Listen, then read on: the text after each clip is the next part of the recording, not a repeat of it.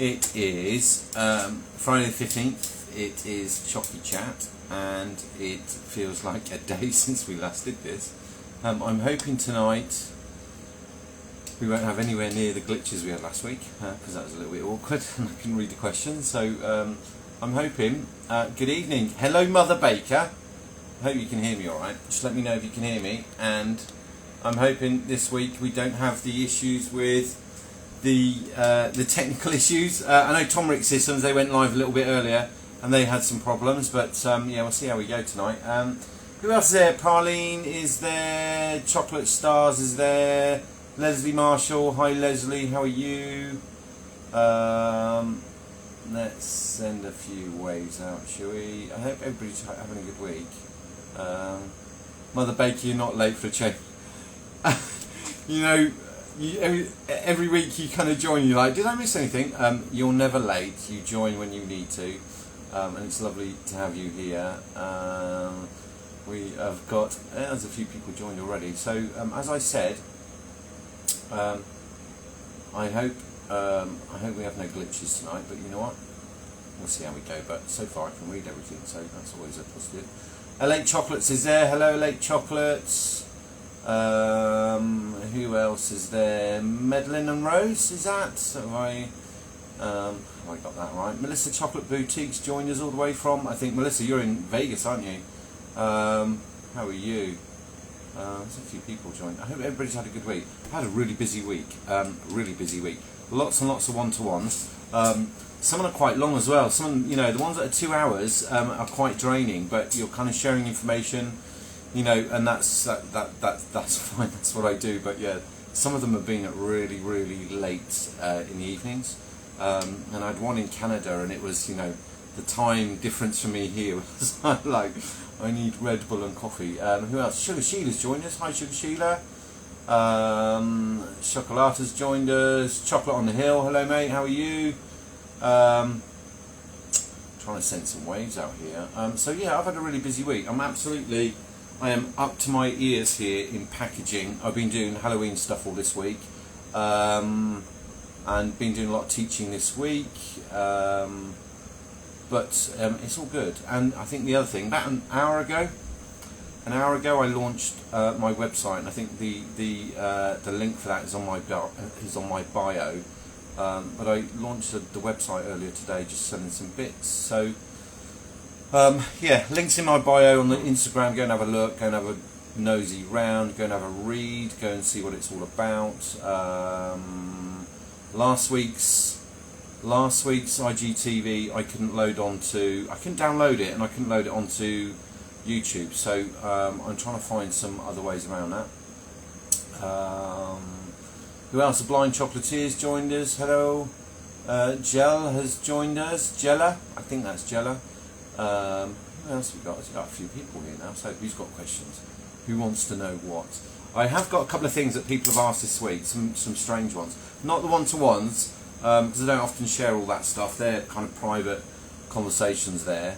But one of them was about changing, so one of the questions, two people asked me this week, they're struggling to change colours in an airbrush, and there's two schools of thought. I've heard lots of different versions of this over the years, right?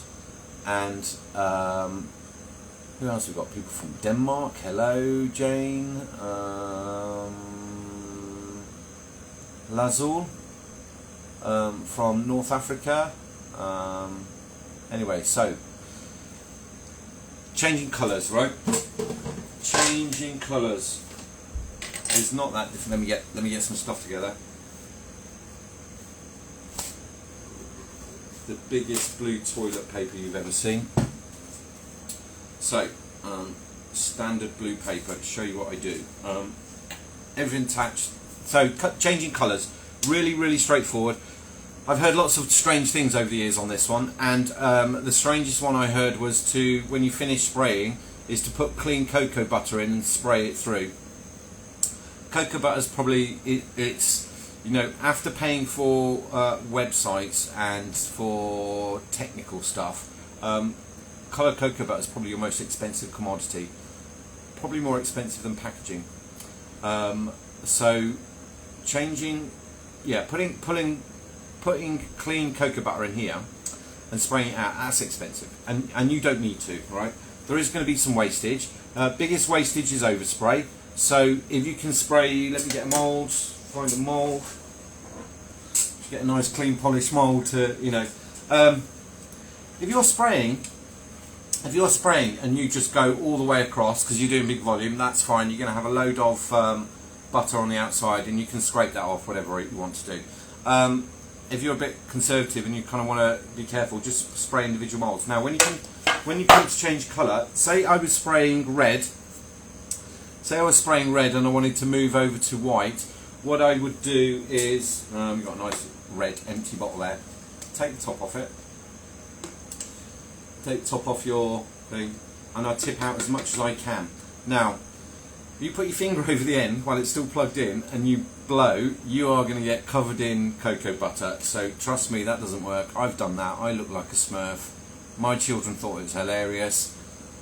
It wasn't funny when I went to pick them up from school. However, no air, just tap out as much as you can, alright? And then you are going to need to give it a good wipe out. If you give it a warm, right? Give it a warm with a hairdryer, and you want to get as much out as you can. So you've got it roughly clean, alright? Turn it upside down, put your finger over the end, press it upside down, and then spray it, and you'll find that whatever's left in this reservoir will come through. Give that one a wipe out, go straight back in with your new colour, and if you spray onto your blue paper, you will find within kind of 5-6 seconds the new colour will come through. Then put the lid back on. Oh, you cannot drop it. Then put the lid back on.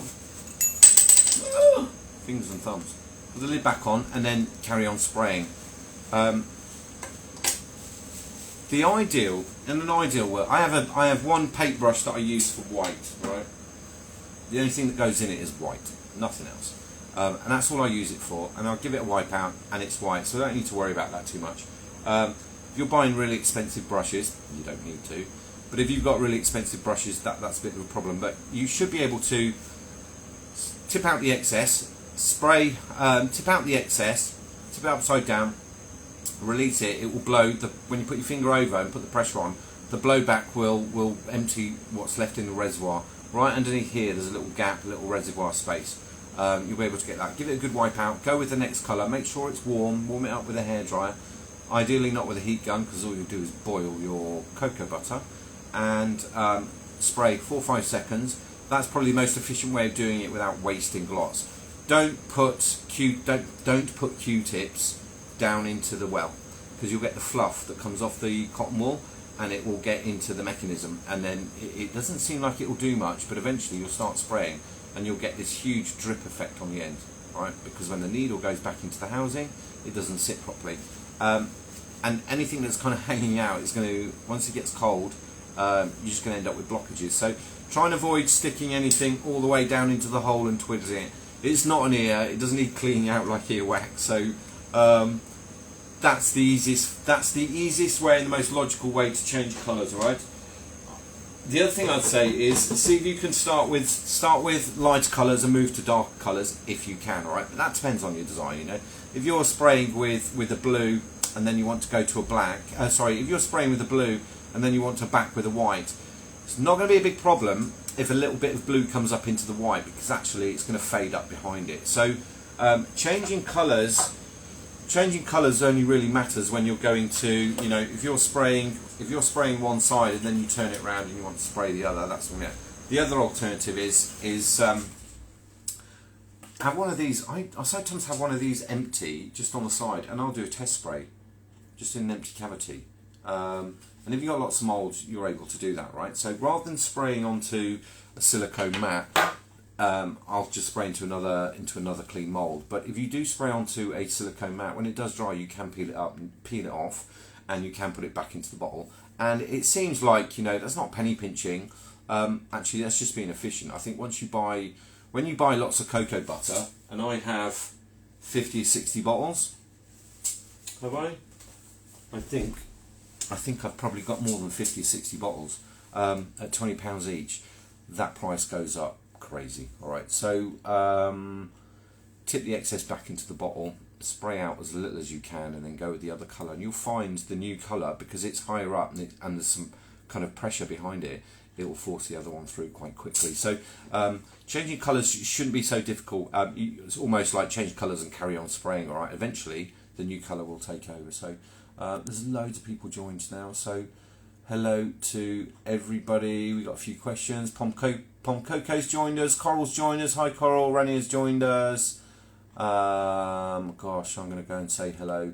Nadia's joined us. Hi Nadia, how are you? Mohammed Farouk's joined us. Mohammed Farouk is a very old dear friend of mine. I posted something during the week where I was with anybody in the Middle East, you know, Maran Shadid and Tony Kitos and Tarek Ibrahim, the singing chef. I'll post a picture, but Mohammed Farouk is the guy that he leads all that stuff. He's just one of the most amazing chefs in the Middle East, I think. And one of the founding members, I think, of the Jordanian Chefs Association, along with myself. But we sat in a restaurant years ago, penned this idea out of the logo, and then some chefs organisations have developed from the work I think that he did and I helped with. So I'm not going to take credit for that. He's the one that did all the work. So I was just on the sidelines going, yeah, this is a good idea. So anyway, he's there. Who else? Constantine. Hello, mate. Constantine, I saw your message about the caramel. Don't give up. I will reply to you. There is a way forward with caramels. They're not that difficult, but there is some science. And sugars, like chocolate, they're dependable. They will behave a certain way at a certain saturation point. So Constantine, I will help you with that. I think you're doing raspberry caramel, mate, aren't you? I'll give you some help with that one. Miss Molly's joined us. Hi, Mr. Sledgers. Peter stole my voice on a post this morning, so it's not copyright infringement. I don't know what it's called, so it was kind of quite Monty Python. Mother Baker saying that's elephant bog roll. Yep, for when you have bad symptoms. They're cheaper to use, and if you get the 2-ply one, if you buy the 2-ply one, you can the 2-ply one you can brush your moulds over the top of it. If you get the single ply, you'll find it breaks, and then your mould skids all the way across the table. So, chef tip of the day. Right, let's get to we got Friday Fudge Company. Hello, Aeon. Hello. Who else we got here? Who else? Chef Salah joined us. Salam alaikum, my friend. Who else we got? Plaling work. Said Nadia. Gosh, there's so many people joined us now. So, hello and thank you for joining in, Pom Coco. Right, I saw a couple of questions. How do you stop the cocoa butter cooling and seizing in the reservoir? Chef on the Hill. A lot of people say heat gun. Don't do a heat gun. Hairdryer. I'll show you what I got.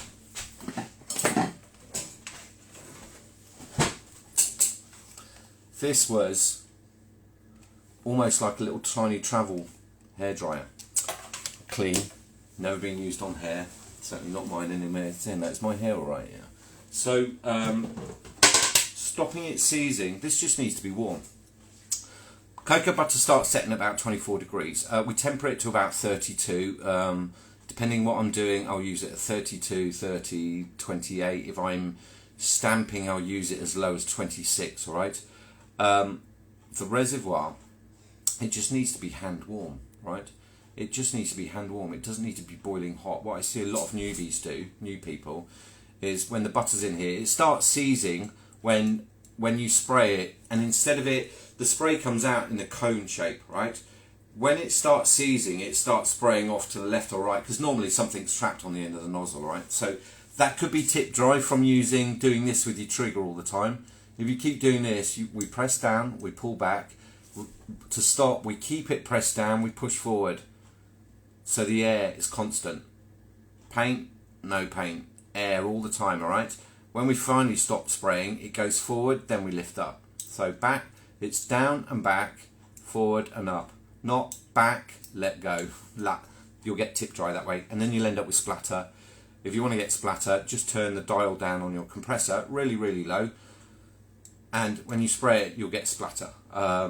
It's better than flicking it as well. You won't get anywhere near the amount of wastage, and you won't get walls that you have to clean and curtains and everything else. Anyway, to stop the cocoa butter cooling and seizing, it's really just keeping this at the right temperature. I've got a very powerful compressor, so I don't find, because I keep this in the dehydrator at about 35. It's not a big problem. When I take it out, I don't use it almost immediately. I'll leave it on the side, but it just needs to be hand warm because it's metal. It's just a really quick warm, and you're blowing onto the end of the nozzle. Sorry, you can't see it. I'm just blowing onto the end of the nozzle here and just around this, right? That's it. And you're probably good to go for a few minutes. Unless you're blowing massive pressure with, you know, the bigger the container of butter on the top, the warmer, the longer it will stay warm, right? When you put a small amount in, it cools down very quickly. So fill, you know, I think that's a 30 centilitre, so I kind of fill that all the way to the top. The next one down, I still fill, it's 20 centilitres, I still fill that one all the way to the top. So when you only put a tiny bit in, it cools down quickly. The more you can put in, the better, the longer it'll hold. And also you've got an option to warm it up again and then tip that back into the bottle, so you're not really wasting it. So I hope that one answers that one. Chef on a Hill. Who else have we got? Simon Woodrow. Hi Simon. David Patino's joined us from Spain, I think. Andy's asking, Peter's asking, how long do you leave a coloured cocoa butter set in the mould before filling? 5 minutes in the fridge, overnight. How long do you leave the cocoa butter in the mould before filling? I normally give them an hour, right? I can spray them and they're dry in a few minutes, and I have shelled. I don't find I get the quality shine. It's shiny, but it's not glossy, right? And there's a difference between, you know, a window that's freshly polished or a window that's kind of a little bit dusty. They shine, but is at different levels, right? Or there's shine and then there's gloss. So spray, I don't put them in the fridge ever, and I leave them at room temperature. So temper your cocoa butter, spray it, paint it, whatever. I leave it for an hour. Even though, you know, if the mould's at 20 degrees, ideally the mould's at 18 degrees. I find if I spray at 18 degrees, I get the mould's at 18 degrees and the butter's at between 30 and 26, I get a better shine, alright? And the temperature of the butter depends on the colour for me. So spray, even if it dries in a couple of minutes, I'll just leave them on. I'll clean the tops, clean the sides, make sure it's all squeaky clean, and I'll just leave them stood up for an hour. Then I'll shell the whole lot in one go. That's the only thing I put in the fridge. But I don't, you know, cocoa butter will suck moisture up even quicker, and humidity, it will suck moisture up even worse than chocolate. So don't put them in the fridge. Spray them, leave them for an hour, and then go shell them, cast them. You can leave them overnight. You can leave them for a week. You can leave them for a month and shell. But if you leave them, I find an hour is good for me. 3 hours is probably good. I've seen a lot of people recommend that you leave them for an hour, but I hope that answers that one, Peter. When we finish, can we wash it with hot water? Chef Salah, what? The paintbrush? Don't. No. The only thing you wash with water and soap is this, right? Or those. Don't let water or soap or anything with H2O go near this. Don't put alcohol through it. Don't put anything through this other than cocoa butter. It's got a long shelf life. Microbiological growth on cocoa butter is virtually zero. If you put water in this, the outside might be chrome, but the needle is steel, alright? And if I take the needle out, the needle's steel. And if you get it wet, if you get the needle wet, it will rust, right? And it will never, I don't know if the needle will come out of this one now. If the needle gets wet, it will never, ever, ever, ever come back. So the needle in the middle of there sits in a brass housing in the front, alright? And it sits in flush. If you get any of this inner workings, because it's steel, it's not stainless steel, it's not chrome. You get any of that, wet with water, it will rust, alright? I should do a demo one day of how these come apart, shouldn't I? Because a lot of people kind of ask me, how do I clean it? I don't clean them that often, and I don't take them apart that often. I spray them. That one's back together already. So I like these ones because they're easy to work. That one's in too far. All good. Don't get this wet. Don't wash it. Don't. Just don't. Nothing bad's going to happen if you don't clean it. You can give it a wipe with wet wipes. You can give it a wipe with cotton pads. The needle, when you take it out, just pull it through some paper. Just be very, very careful you don't dent the end of the needle. Just whatever you do, do not wash it ever, ever, ever. What's the ideal bar pressure or counter overspray colour blowback, assuming colouring is individual? You can spray it whatever pressure you want. Mine is normally about 2.1, 2.2 bar. I generally spray between 50 and 60 psi. If I wanted splatter, I'll turn that down to 10. If I'm painting really fine lines, I don't know if you saw the back of the eyeballs that I did, but I painted veins in the back of them. When I turned that down to 15 psi, screwed this all the way in, so I virtually had no, and I changed it to a 0.5, and I sprayed little lines so they look like veins on the back of the eyeball. Overspray tends to come from trigger guns, and it also comes with high volume, low pressure. So high volume as in the great big air guns. And you know, you can, if you're doing volume, like 2 passes, and you can do 2 rows, right? Spin it round, it's pass, right? I don't do that. I don't need to do that. I take my time. I'm not trying to make 2,000 a day. I think the maximum I can do in a single day is 840. So, and that would be a few hours worth of spraying for me. So, I don't know if I'm a small producer. I don't know. I don't categorise myself like that. But, I mean, things like overspray, white's the worst because it goes up in the air and you can see it more visually. If you're spraying black, trust me, it's going up in the air. You can't see it as well. Overspray, it's just one of those things. You're putting pressure behind a liquid and squeezing it through a 0.8 gap. You're gonna get vapor come off that.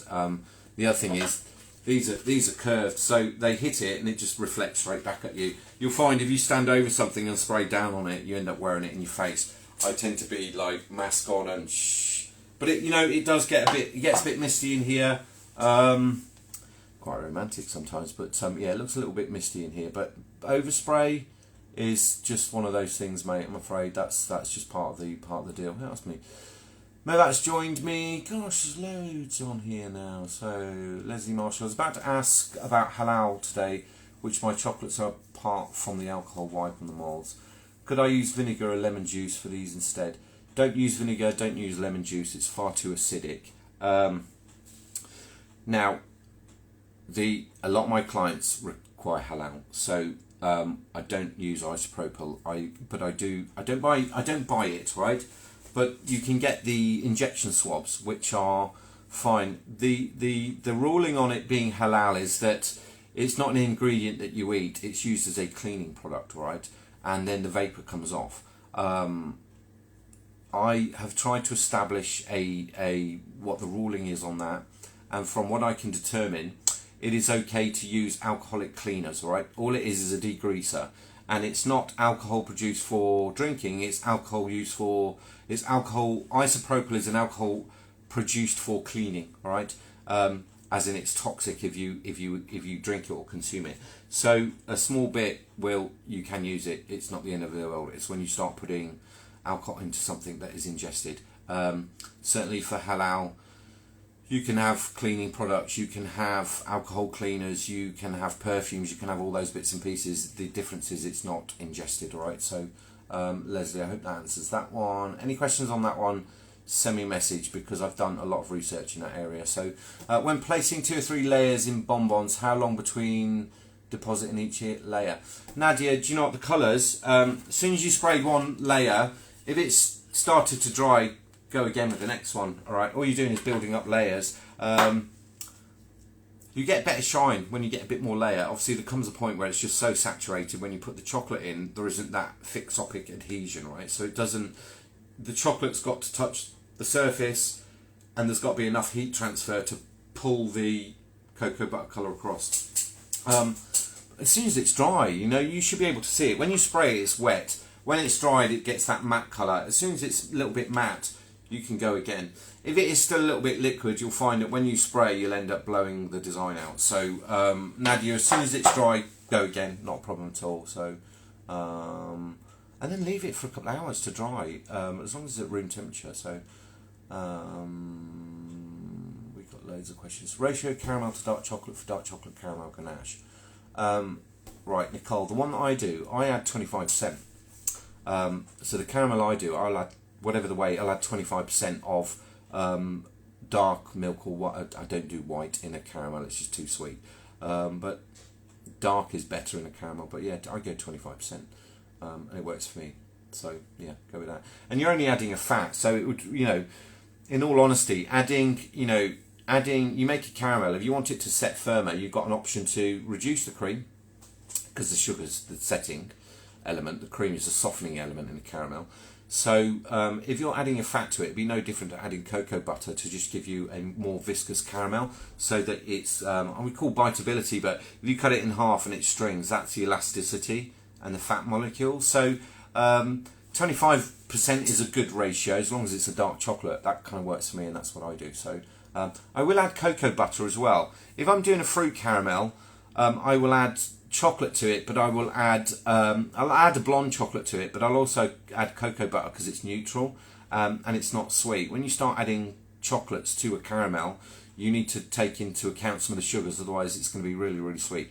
And caramel, although it has a bitter tone to it, when you start doing fruit caramels, because there's less fat, because you do juice and cream and then add that to the sugar, you need to replace that fat content. It's quite easy to work out, but I'd say about 25% is good for me, and I consider that I'm just adding a fat. If I was going to add butter, which is quite soft at room temperature, it's about the same in terms of chocolate, so go with that. People sending requests to be in the... No, I'm not doing that. Sarah Sweetland, hello. Amazing Chocolate, hello. Chef on a Hill, pleasure mate, not a problem. Our weather, Chef's on our weather is more than 35. Should I keep it in the fridge? Ideally, 35 degrees, you want air conditioning. If you've got air conditioning that's like 21, 22, 23, you'll be absolutely fine. What you can do, and what I have done, is just to put these in the fridge for like 10 seconds, 15 seconds. I come out, I'll give it a spray, I put it in the fridge. What you don't want is a fridge with masses of moisture content in it. So if it's frosting at the bottom, consider it's absolutely full of wet air, so moisture. But yeah, no, ideally you don't want to spray these moulds and put them in the fridge, because they will just suck up every little bit of moisture.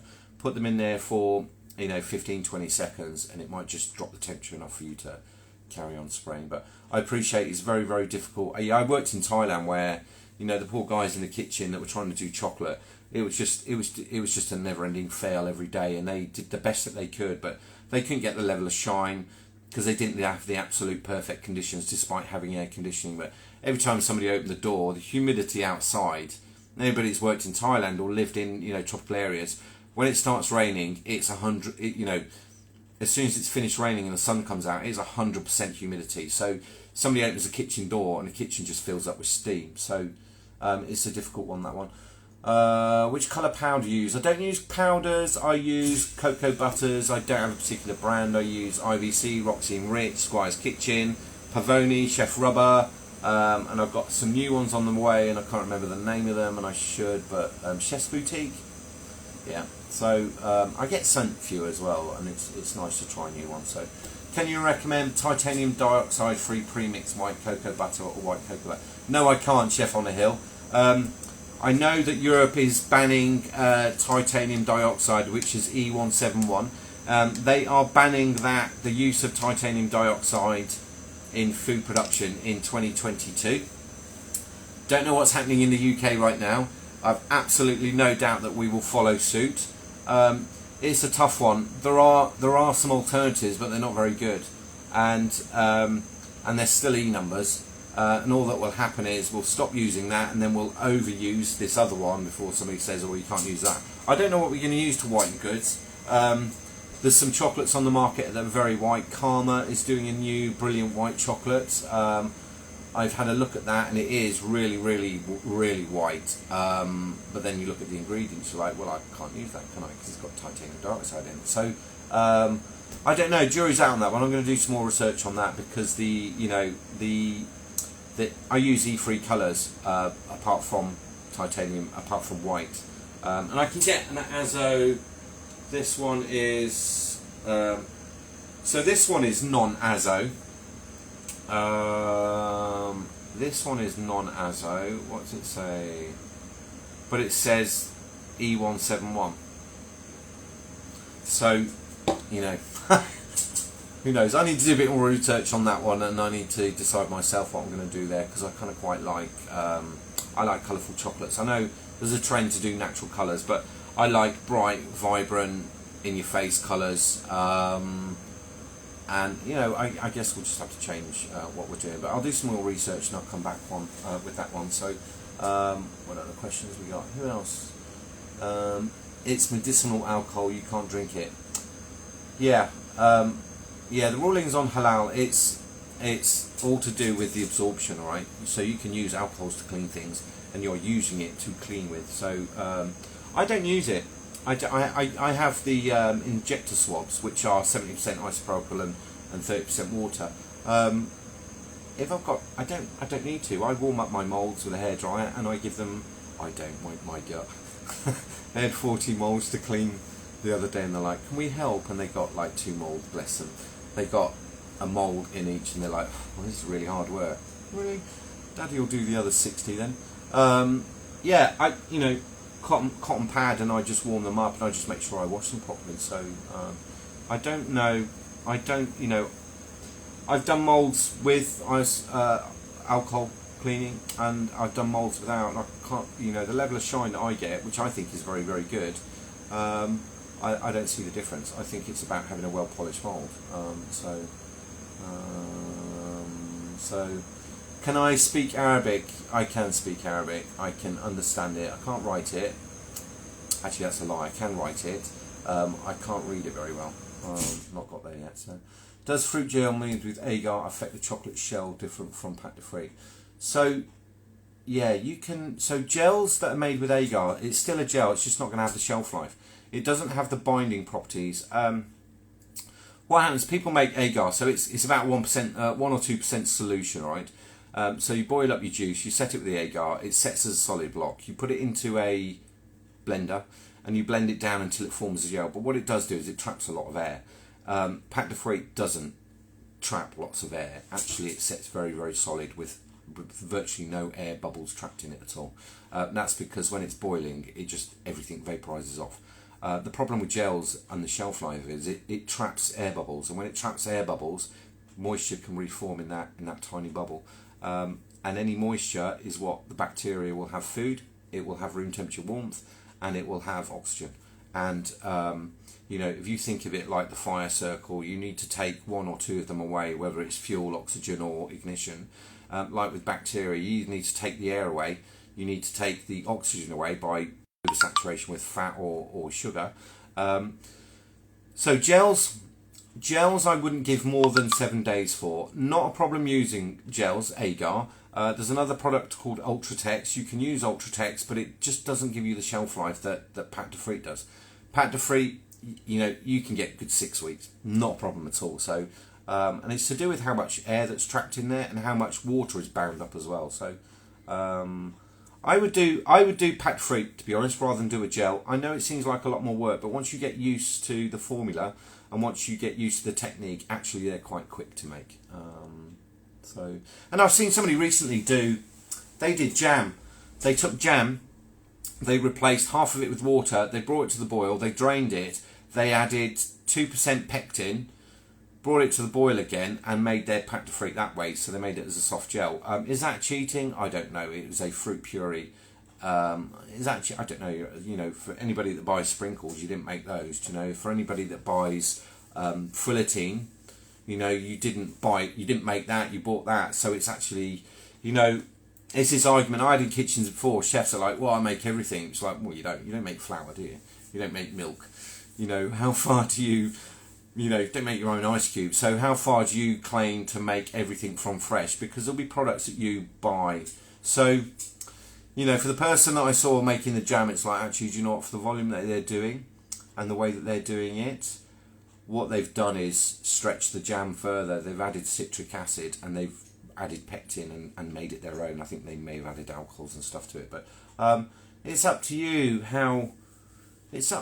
what, you know, your own integrity of how much you make your. I do Biscoff as a fillet. I don't make the Biscoff, so You know, I don't make the chocolate or the cream, all right? So all I've done is assemble it. So I'm not going to claim, you know, I make everything fresh. Actually, the reality is, you know, I did roast chicken tonight, and you know, I didn't grow the potatoes. I didn't make, you know, so this claim of I make everything, I think that you assemble everything, and using your knowledge and your techniques, you bring the recipe together. To claim that you make everything fresh, there's some wordplay on that one. So, you know, whatever, if you want to make gels or you want to navigate a recipe slightly, it's not a major problem. I think you can claim you make everything when you grow the fruit and you make the sugar, and do you know what I mean? You don't make the pectin. So I think, you know, do what you need to do. Just measure it, taste it. I tried the apple caramel, and it's I'm not able to get a good apple flavour. Any suggestions? Apple's a tough one. Apple you need to reinforce with another filling on top of it when you make apple caramel. I think the trick is to get the acidity right. If you use citric acid, it's just too strong. You want something like malic acid to bring that. You know, when you bite an apple, you get Granny Smith and you bite an apple and you get that kind of fizziness. That's malic acid. Malic acid, I think I explained a couple of weeks ago, it's this gentle curve up and a gentle curve down, and that gives you that fizzy. And there's perception of fruit, and there's taste of fruit, and there is flavour of fruit. Apple's a tough one. I think if you put it with something that goes with apple, you will be able to. You know, if you put cinnamon with an apple, if you make an apple pâte de fruit or an apple caramel, and you put a cinnamon ganache on top of it, you're just reinforcing the apple that's already there. So it is a tough one, apple. It really, really is. So Squire's Kitchen loves a discount code. Blind Chocolatier. I didn't know that, but there's a few bits and pieces I buy from them actually. There's a couple of colours that I really, really like, and I've used lots and lots of colours from lots of companies. I said this, so I just launched my website tonight, and you know, there's a statement. I did this about thing, and I said this before on here, and I mentioned this on my website, that not of all the things that I've done, and I've judged around the world, I've done some crazy stuff all over the world, so amazing things. And you know, I talk about the chocolates. Not every cheap chocolate's bad, and not every expensive chocolate's good, all right? So, and it's the same with the butters. There's some really cheap ones. There's a couple that I think are really, really good. They're better than the very expensive ones. And then there's some very expensive ones that I don't think are as good as they claim to be. So, it's you know, find the ones that you like and get the best out of them when it comes to all your ingredients. So, Fancy Nancy, hi, how are you, chef? How is the shop coming along? We've seen some lovely photos of stuff. It's very exciting times.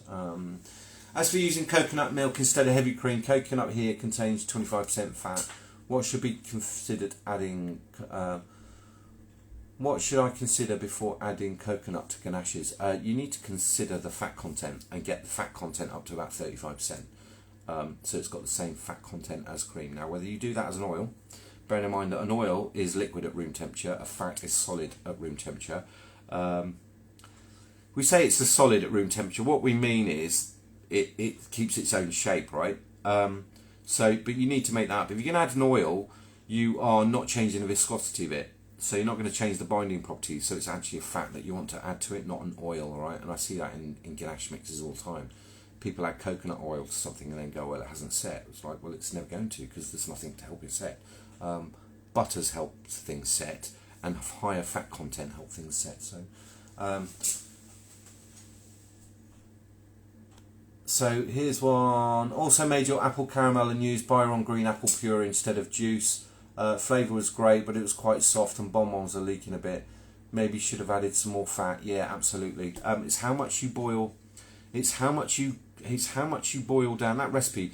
It's how much you boil down the apple. You're trying to get concentrated mix. The way to thicken it would be to add more fat, as you said, and you emulsify that in at the end. So yeah, that's the trick with that one. So what else we got? Loads more questions here. Local 36 has joined us. Hello. I'm going to shout out to everybody here. Is there a substitute for cocoa butter? Not really. Not really. Cocoa butter is plant-based. And it's a very hard fat. In fact, at room temperature, and it's 20 degrees, this is cocoa butter's absolutely solid. right? There's not another fat that's like that at all at room temperature. That's absolutely solid. So there isn't really an alternative to cocoa butter. It's quite a unique formula on its own, that one, I'm afraid. So yeah, cocoa butter. It ain't cheap, but it is worth its weight in gold. So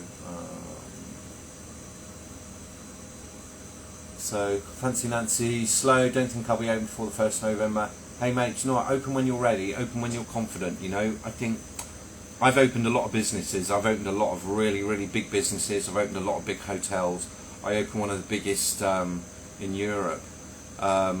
And the opening date got delayed, and that had millions and millions of pounds and thousands of people working at it. Open when you're ready, right? And do a soft opening, Nancy. Don't, you know, tell people that you're going to open, but do a soft opening, because opening day is the tills don't work. You know, do you know what I've been messing around with today? I opened the website tonight, but I've been messing around, not with websites, label printer. Label printer has taken me, you know, the Dymo 450 label, always worked, but today it didn't want to work. And I've been messing around with stupid stuff like that all day. They're the teething problems that take you out of production. They take you out of, you know, the stuff that you should be doing, the creative stuff, right? So, you know what, just, yeah, Nancy, when you're open, we're all watching anyway, and we're all supportive, so we're looking forward to you opening that one, Nancy. It's quite exciting time. I'm more excited than you are. If I don't James, if you don't blitz the agar, instead cut a piece to place in the bonbon, do you think that would extend the shelf life? No, it won't extend the shelf life, but it is a nice way of doing it. If you put a little bit of ganache in the bottom, put the agar square that's in there, put the ganache over the top, watch it doesn't float to the surface, because it will.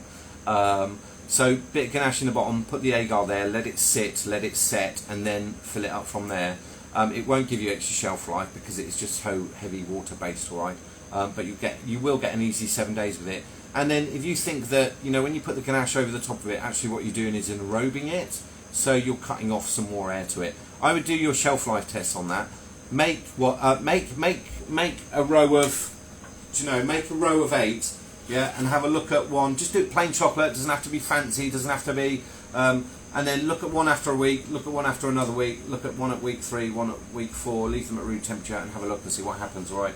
You might find when you get to about week 3, you get seepage, because the way that pectin binds is spirals, alright? The way that agar, because it's hydrocolloid, what it does is it nets, alright? It nets across. So it's not quite as good as the spiral coils that hold water. And you might find at week 3 what it does is the agar starts to relax and it starts spitting out water. So it's how long it will hold on for that water. Agar will hold on once the acid hits pat de frite mix. Those coils close really, really, really tight, which is why it's so firm, and it binds the water, but it stays like that. Whereas agar will relax over a period of time. So I would do your shelf life, do your personal shelf life test on that one. Yeah. Snickerdoodle, yeah, that answers that one. So, who else? Rana's joined us. Hi, Rana. Dates by Bees joined us. Who else we got? Suffolk Colours joined us.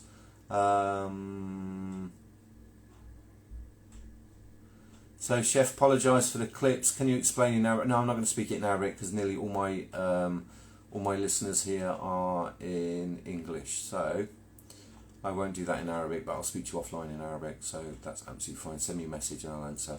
Can we buy your bonbons via your website at some point? Yeah, absolutely. My website is, if you go to my profile, I loaded the shop on there tonight. I launched it, I think it was about 7 o'clock tonight, so, do you know what I did? Schoolboy error, and I've done websites before. Today I was looking at some stuff and I put it on test mode. I launched the website, 3 people then said, you've got it on test mode. I'm like, oh, schoolboy error. But you know what, hey ho. The technology is making chocolate. Making chocolates is this. It's not a lot. Making chocolate is the easy bit, right? It's all the other duff either side of it. So, and all the time I spend doing that stuff, I'm not being creative. And that's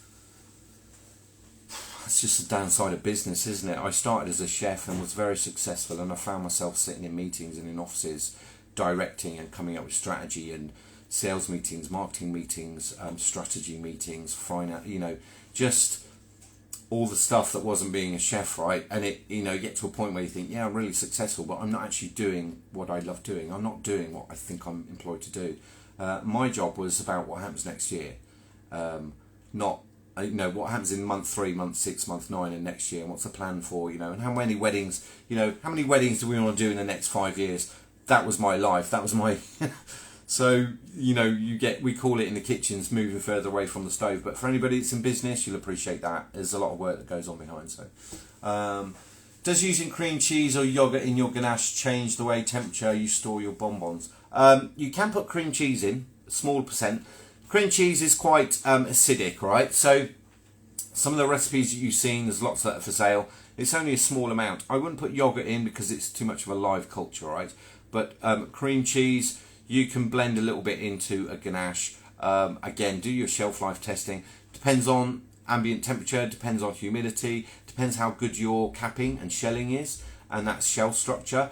You can have a lovely ganache that's got an AW of 0.70, say, and we'll say, well, we'll give it's 3 months. But if your capping and shelling is crap, you might find that molds and spores in 2 weeks. So there's more to shelf life than AW.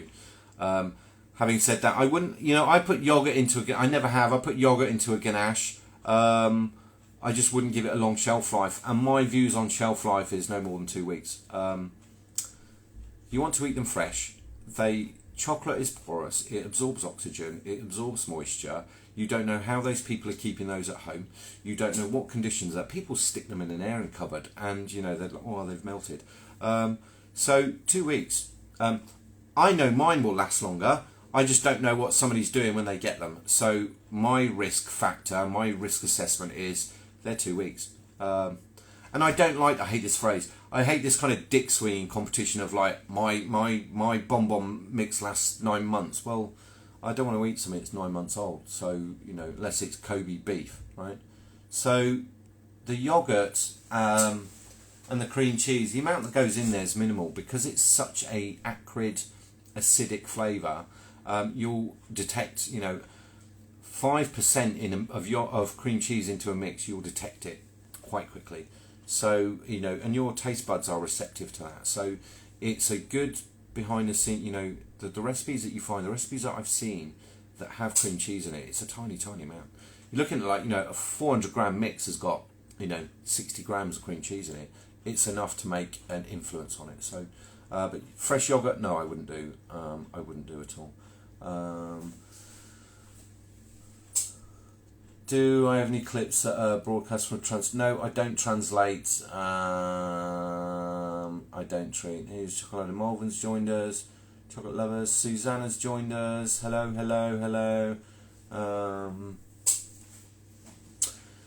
Chocolate Malvin. Right. 2 weeks is my max too. Would you keep chocolates in a fridge in an airtight container? Yeah, I would. Why not? When we get, my room, I don't put the heating on it here, so this room is quite cool. The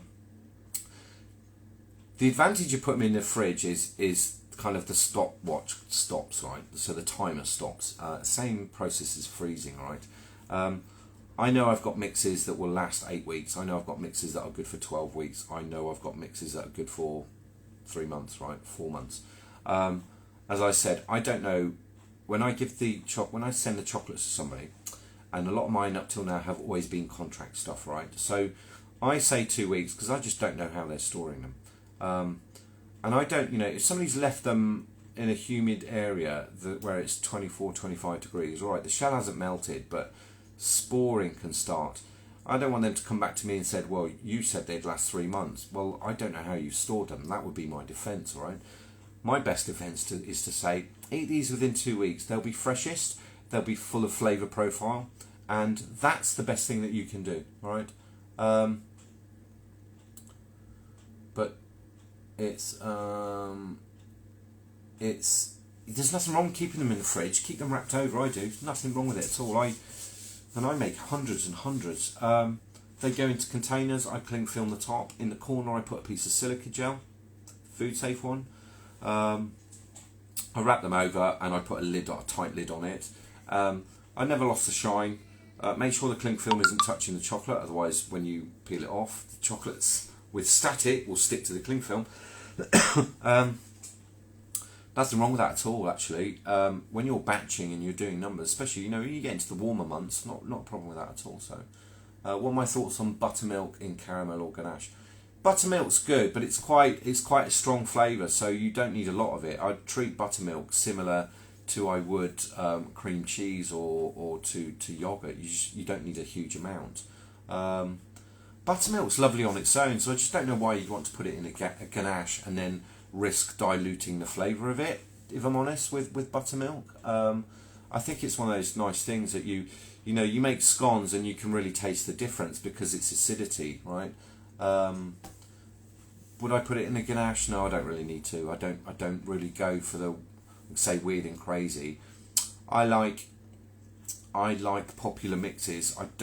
I can do experimental, not a problem at all. Got some strange stuff that I've had to work on over the years. I'm looking at something. So, gold, frankincense, and myrrh. Right. I have frankincense and myrrh, and I've got it in the resin form. I'm trying to think how I can get that into a chocolate, because most people here, they've never smelt it. It's talked about at Christmas time with the three kings, and they bring the gifts, right? Gold, frankincense, and myrrh, and people only ever seen the gold. They don't know what frankincense and myrrh smells like. They are beyond beautiful. They are absolutely amazing. It's all over the Middle East. Certainly, if you get down into Oman, into Muscat, up into the Jebel Akhdar, it's on trees everywhere. There's sap that's growing off the trees. It's incredible. But I'm trying to work out how I can get that into a chocolate because it's very, very bitter. But anyway, what's the next question? I will have a mould of extra chocolate and wonder should I put it in the fridge or a cold room. It's ganache. Nothing wrong with wrapping it and putting it in the fridge at all, as long as you're protecting it from moisture. Not a problem at all. Put it into a container with a sealed lid. Not a problem at all to store it like that. So when it comes out, you need to let it come back to room temperature before you try capping or if you're double filling. I don't recommend you put ganaches in a fridge to crystallise, because what they'll do is they'll over crystallise and they'll pull away from the shell. So you'll end up with this gap where it shrinks, right? The ganache, because it sets too hard, it shrinks, and actually what you're trying to get it to do is just settle and crystallise that way. So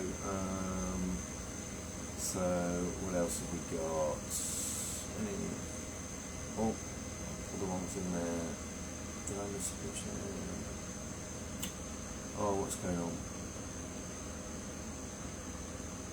What is it you said to use instead of agar? A plus truffles. Instead of agar, well, there's a product called Ultratex which will make a gel. It's a hydrocolloid. There's gel and gum.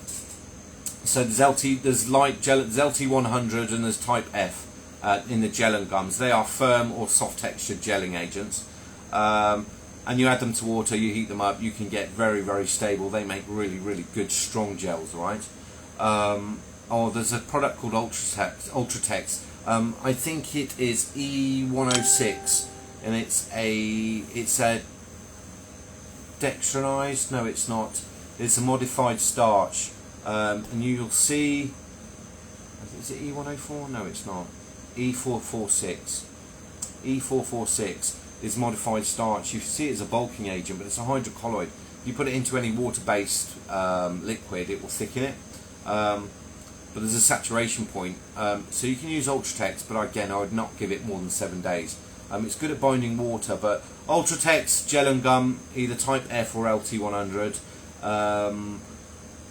The best gel that you're going to get though is pâte de fruit by a long way, using pectin. And if you can learn the basics of making a pâte de fruit,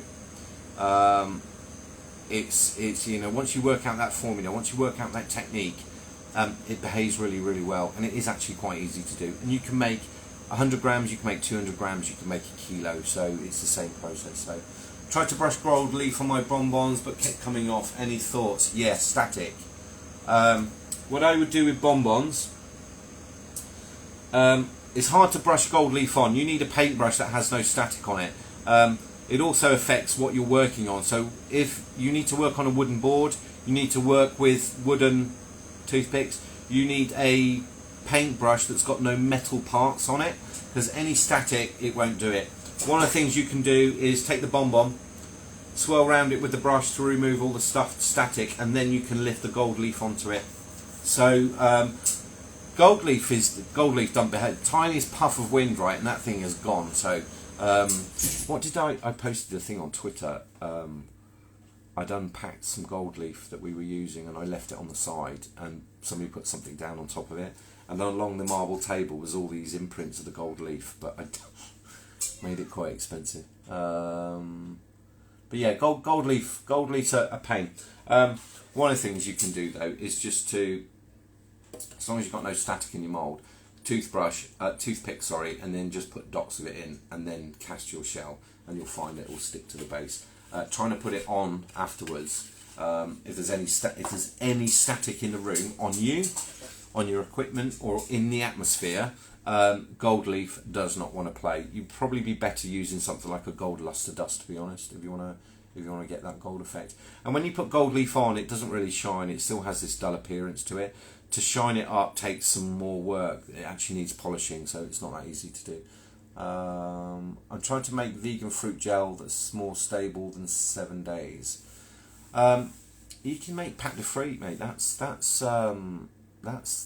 vegan. It's not a point. It's sugar, pectin, and citric acid, malic acid, whatever acid you want to use, lemon juice. So I would do that.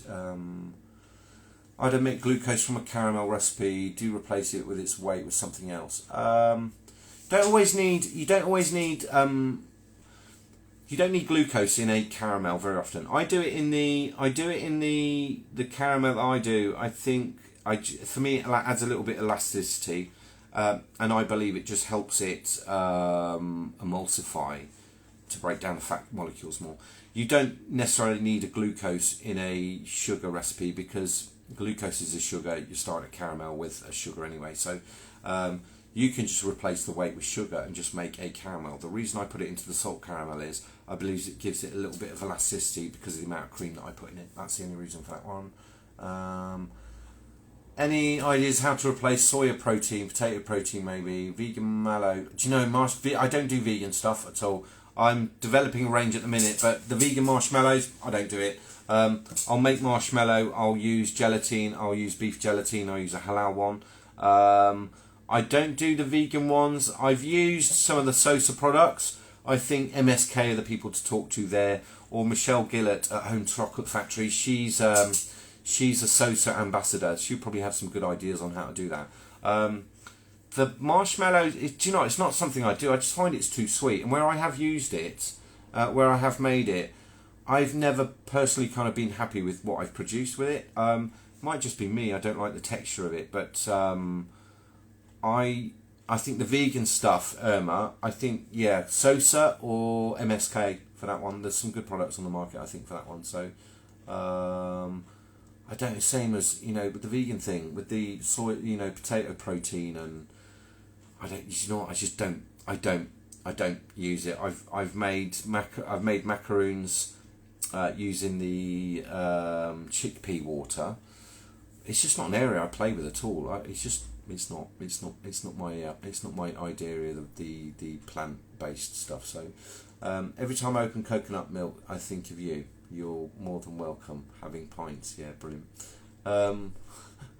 If anybody doesn't know that story, I overindulged. I worked in Tanzania, and I used to have a coconut, a fresh one every day. Well, it wasn't one. I used to have 3 or 4 on the way. You just drive by and they're selling them, right? It's like, I'm in my big Range Rover, right? And Dar es Salaam, it's like, I'll have a coconut drink, and you get rid of it. I'll have another one. And after a month, it's like, God, I don't feel well. And the doctor said, yeah, you need to stop.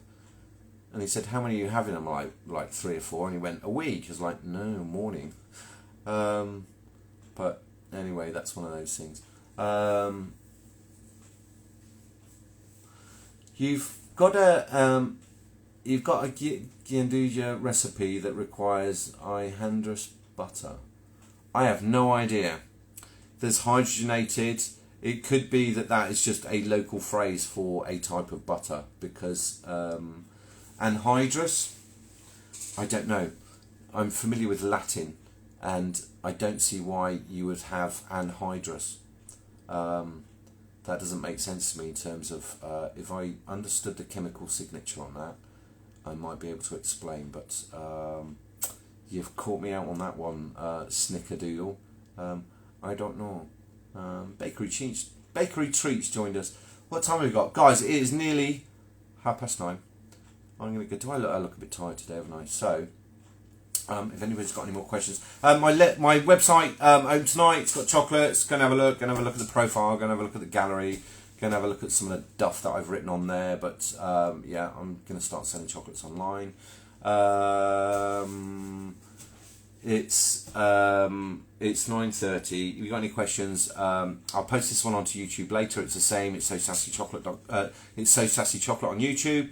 I will see you all in a week. Got any questions? Fire them over.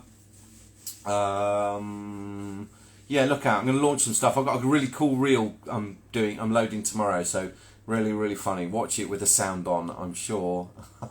There's a really good reel that I'm releasing tomorrow. So, but yeah, head over to the website, have a look.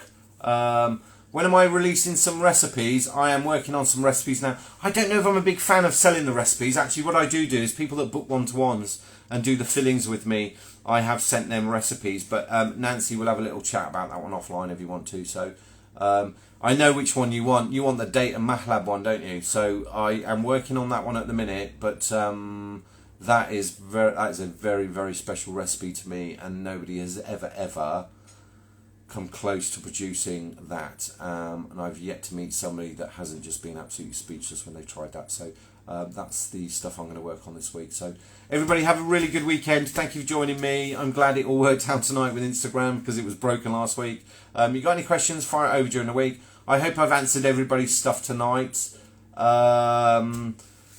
Head over to the website again, have a look, and I will speak to you all soon. But take care, God bless, and look after yourselves, everybody.